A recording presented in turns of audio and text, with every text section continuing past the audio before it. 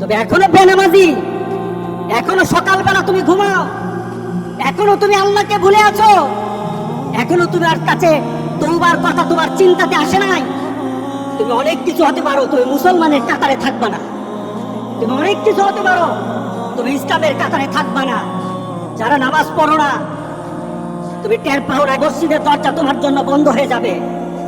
তুমি মনে রেখে দিও, মসজিদের সাথে তোমার সম্পর্ক তোমার হয় নাই, তুমি জান্নাতের দরজা তুমি খুলতে পারবা না। নামাজের ব্যাপারে আমাদের কোনো সহজতা নাই, কোনো কম্প্রোমাইজ নাই, কারোর সাথে আমার সম্পর্ক নাই। নামাজ আছে তো সম্পর্ক আছে, নামাজ নাই আল্লাহর সাথে তার সম্পর্ক নাই, আমার সাথে তার কোনো সম্পর্ক নাই।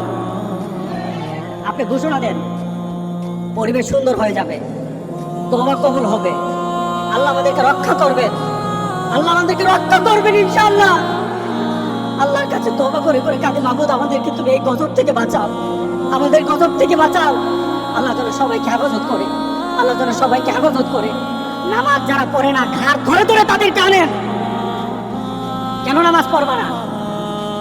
তুমি মুসলমান, এই মুহূর্তে তুমি আমরা এক কাতারে দাঁড়াই।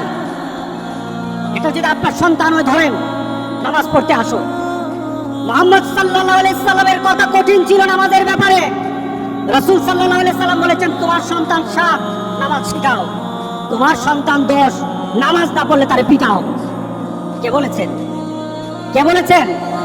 রাসূল বলেছেন। তাহলে রাসূল কঠিন হলেন না? নামাজের ব্যাপারে কঠিন না? নামাজের ব্যাপারে আমরা কখনো সহজ হব না। সুতরাং আমার রাসূলের কথা হলো, তওবা তো তখন পর্যন্ত। আমার আল্লাহ বলেছেন, লাইসাতিত তাওবাতু লিল্লাযিনা ইয়ামালুনা সাইয়্যাত। একটা মানুষ পাপ করার পর সে তওবাটাকে লেন্দি করে, তওবাটাকে সে দূরে সরিয়ে দেয়, মনে করে এখন না আরো পরে তওবা করবো, খালি পরে করতে থাকে। তার জন্য তওবা নাই।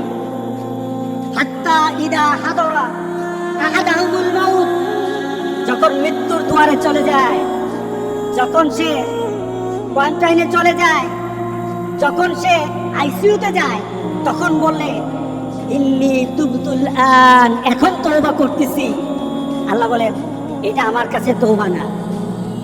যারা এইভাবে তওবা করে, তাদের তওবা আল্লাহ বলেন লাইসাতিত তাওবা, এটা তওবা নয়, এই তওবা আমি কবুল করি না। রাসূল সাল্লাল্লাহু আলাইহি সাল্লাম বলেছেন, মা লাম ইয়াতাগারগির, যখন গড়গড় আরম্ভ হয়ে যাবে, তখন আর তওবা কারো কবুল করা হবে না। গোটা পৃথিবীর মধ্যে কিন্তু গড়গড়ার পর্যায়ে চলে আসছে। এখনই আমাদেরকে ফিরে আসতে হবে, আপনাদেরকে একটা সুন্দর পরিবেশে চলতে হবে। যেটা বলা হয়েছে, আমাদের হাত পা মুখ এগুলি সবসময় আমরা ধোবো, আমরা একটু পর হাতগুলি ধোবো। আমরা যখন হাত ধুইতে যাব, আমরা হাত ধোবো না, আমরা উযু করে নেব।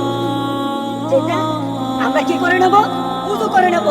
মুমিন কখনো কি থাকে না, নাপাক অবস্থায় থাকে না। কারণ আল্লাহ বলেছেন, যারা মুতাতাহিরিন, যারা পবিত্র থাকে, আল্লাহ বলেন আমি তারে ভালোবাসি। আল্লাহ। সুতরাং আমরা কি করব? হাত মুখ সবসময় ধোবো। এখন ধোয়াটা হবে আমাদের উযু। বাথরুম থেকে আসলে উযু করবেন, যখন খাওয়া দাওয়াতে বলবেন হাত ভালো করে ধোবেন। আপনি নামাজ পড়বেন, 5 ওয়াক্ত নামাজ 5 বার আপনার জন্য উযু। আপনি যখন কোরআন তেলাওয়াত করবেন তখন উযু। আপনি চিন্তা